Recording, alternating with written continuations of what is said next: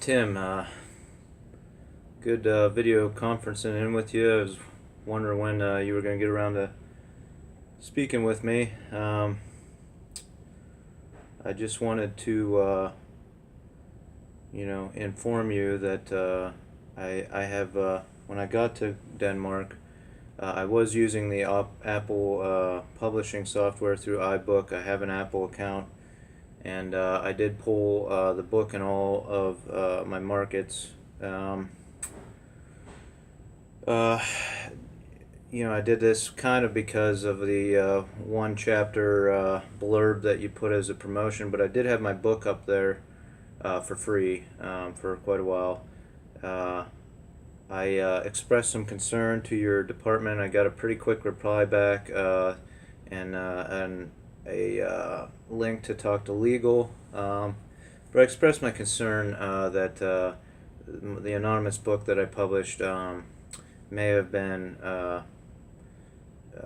pirated or sold. I can kind of see the logic as to it, as it was up for free, but I've also tried to propose a new investment in a new novel to younger investors, and if that book was sold without registering through the Apple software, then that kind of inhibits my ability to do proposal for investors, because I have no log of how many people that book may have reached in order to propose, hey, this is some sales projections from a free novel that was out there. I don't really have much of a case. I haven't done an investigation. I don't have much of a case. It's really a theory, and I have nothing to back it up. What does concern me is that I did read the contract when I put the book up there, and I don't remember the details of it. But what concerns me is that I cannot get my EPUB file, which I transferred myself to be able to publish on iBook and iTunes. I'm unable to get that totally off of your account, and then I would close my account. So I would really appreciate it if I could get that EPUB file off of the Apple software, and then close my account. I don't know what contractually is in there that's not allowing people to do that. Secondly, I did not apply for an ISBN official number through the publishing or whatever government for this book. I used just the Apple ID, and I see that there's a vendor ID, which I do have and can confirm. My question is, with these vendor IDs, to me that suggests that there's some kind of a vendor. To me suggests that there's a licensed person, hypothetically, that can sell these books, and possibly they have some kind of registration number. I'm unclear on what the vendor ID number means, but another question I have is, why are there like millions of vendors? To me, it seems like just Apple software. You could have just a few vendors that cater to these independent publishers that just didn't take the time to get the ISBN numbers. So those are some concerns I have. Again, I don't have much of a case. I do have some really solid evidence into some other investigations that I have, and the book doesn't really concern me. But if you could aid me in getting those the EPUB file off of there, that would be great. The reason I wanted to talk to you as a CEO is I kind of want to pick your brain about a few things. Um, uh, so, also as far as your software being secure and being able to offer to publish through that software, I'm just not super sure about your security measures, or who all is able to sell that in an underground market of some sort. And again, I'm unaware of that. But as a CEO, I have a couple ideas. Oh yeah, you probably have the question why I'm laying into your colleague there so bad, Bill. Look, here's just a theory I have. I saw a made-for-TV movie a long time ago about Steve and Bill, and as far as the legend goes, they started out their company in the garage of of a ranch home in California near Silicon Valley. To me, that says that neither of those men really came from any type of money. So in my mind, it suggests to me that, and I know nothing about Bill's wife, but when Bill supposedly retired and got out and started a foundation with all that millions of dollars, and named it with his wife, to me that kind of suggested that possibly she did come from old money. And it's kind of an interesting concept because you're building this technology company, and I'd be interested to see the dating history of both Steve and Bill, because it seems that a certain amount of maneuvering got into government contracts to build these companies, and whether that was through personal relationships and meeting fathers who are involved in government contracting, or them actually taking the initiative and speaking with government professionals, I'm unsure. Either way, in my opinion, both of these companies, as with most huge corporations in the United States, are propped up by government contracts. That's an opinion, that's a theory. What I do want to pick your brain about is, as a CEO, Steve perished. I study the media and film and things like that. I can only imagine that Steve had a large ownership share in this company. So when it comes to his family, I imagine that they could split or hold that stock and stand to continue to have a lot of gains going into the future, not really in need of immediate income.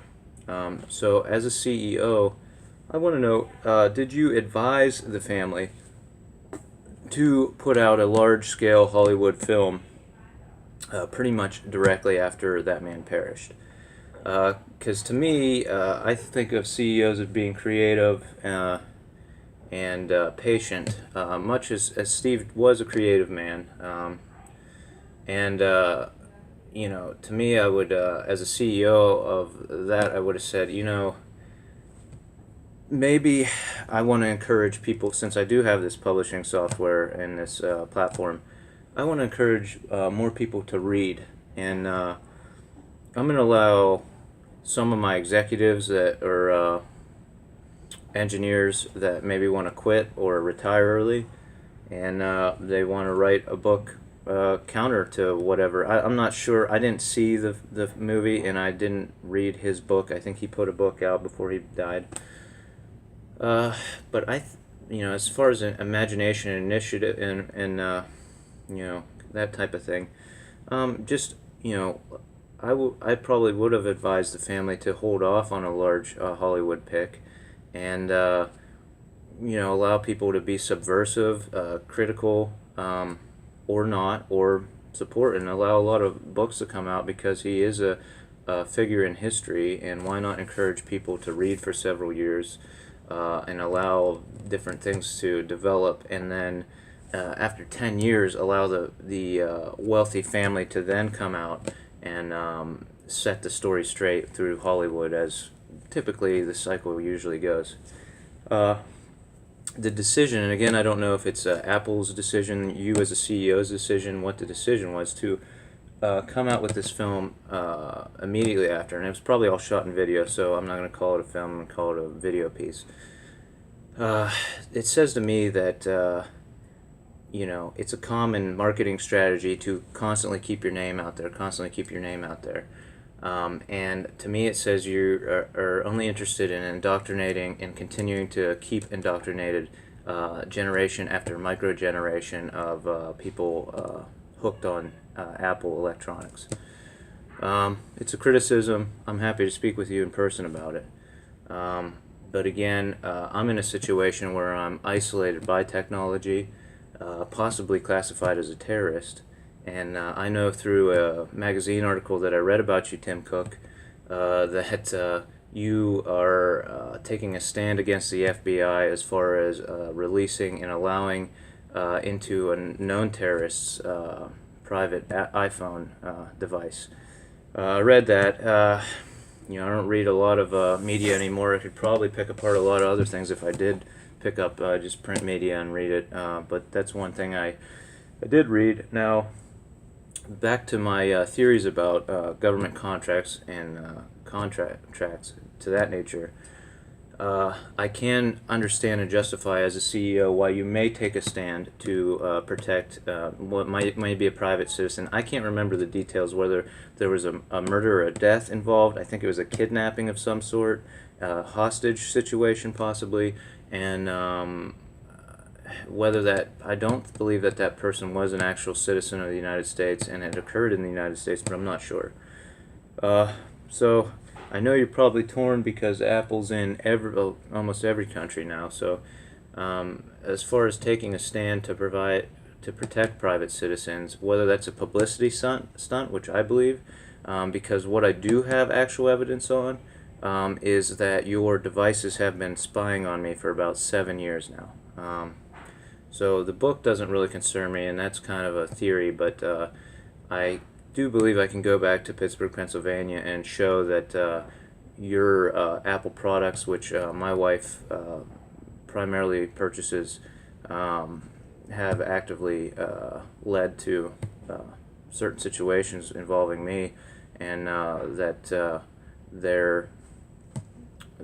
they've basically been spying on me for years.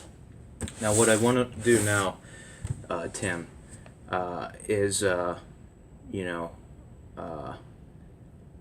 go into I'll go into a little history, and maybe I can save your computer company or whatever. I don't know, because you took over as CEO, but as I understand it, when Steve started to build this newer Apple company, because it did go through a phase where it kind of phased out before we started popping back up with the newer stuff. One of his marketing strategies was to put actual retail shops in where you could take your devices back and get them repaired, get them worked on, have actual technicians work on those things. So that was kind of the marketing strategy, to say, look, we're around. The other aspects were the hardware and the software were designed by the same company, allowing a lot more security, which would make it much more difficult to actually get into the devices in my home, correct? Unless you knew the Apple hardware and the Apple software, I would assume. So much more security was what it was touted as, more compatibility between the software and the hardware. This allowed for less breakdown and a more longevity to the devices, which I totally agree with. I've found that the Apple products that my wife has purchased have lasted much longer than a computer I bought in college, and some of the ones I grew up with. So what I want to point to is this device here, Tim. This is a MacBook, an older MacBook. I'm using it currently, and what I want to know is two things. Are you sticking by your marketing strategy? If I take this into an Apple store tomorrow and ask for some maintenance done or some work done on it, number one, are they going to look into that, or are your technicians going to say you need to buy a new device? Because it's still running fine. It's of such an age that I can no longer update any new software as far as internet surfing or anything like that onto it. Which is fine because I don't really want it to go on the internet. So that doesn't bother me. What does bother me is that eventually this software is going to stop functioning to its prime level. So what I would pose to you and advise you to, whether I'm qualified to advise you or not, Tim, is do you have the original software that was equipped in this computer? Have you preserved that, and do you have that in its original form that corresponds to the hardware within this device?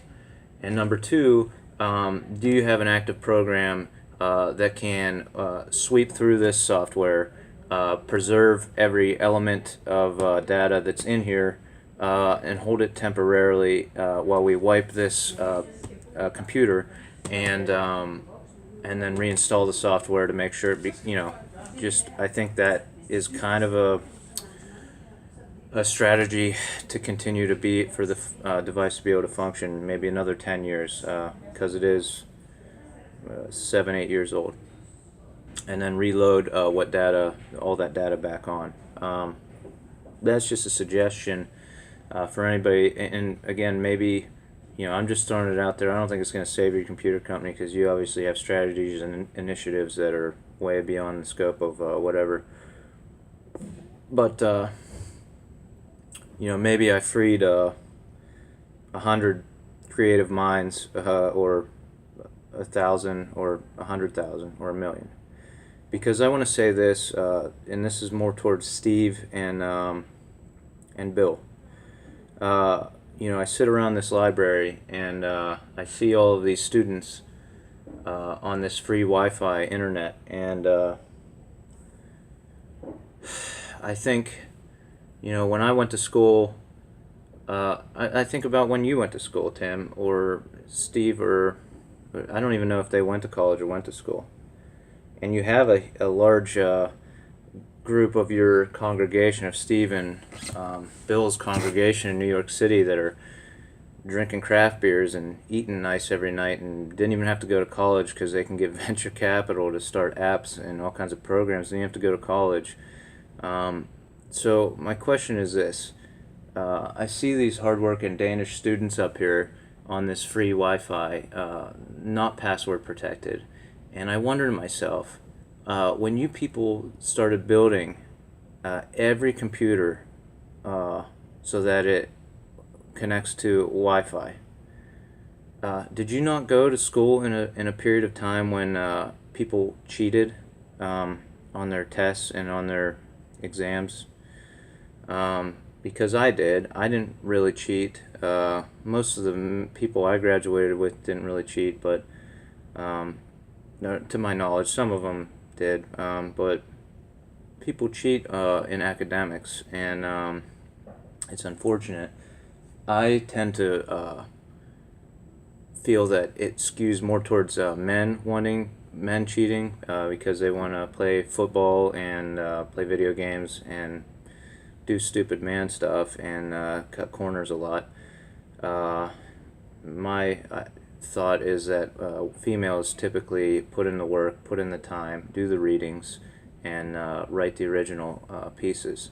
So, I look around these places and I say, every one of these connecting to the Wi-Fi, like, what were you thinking? It doesn't even make any sense to me. So, I'll leave you with that. Like I said, I would like, if anybody still has these devices, to be able to clean them and still use them. I'll support this Apple product as long as it'll run for me. Whether I get isolated and nobody ever finds out about me, or whether somebody wires some ones and zeros currency to my GoFundMe account or any other account so that I can continue investigating and doing things. I don't know. I'll still use that product because that's what I have with me, and that's what I have to work with for now. And whether that's worth value to you in 10 years, like I was talking about, you're the CEO and the creative genius, so maybe it will be. Anyway, this was just a courtesy call. I have another big day of shooting, and hopefully I'm going to write to your legal team, and hopefully they can get my EPUB file off immediately. Would be nice, so that I can close that Apple account and go from there. So, I'm happy to work with you. I don't plan on returning to the United States anytime soon, but maybe you can help Lauren and Tina and NBC and get some of the rights to this digital stuff. So whether that's in your best interest, I don't know. But this is Mitch Miller signing out.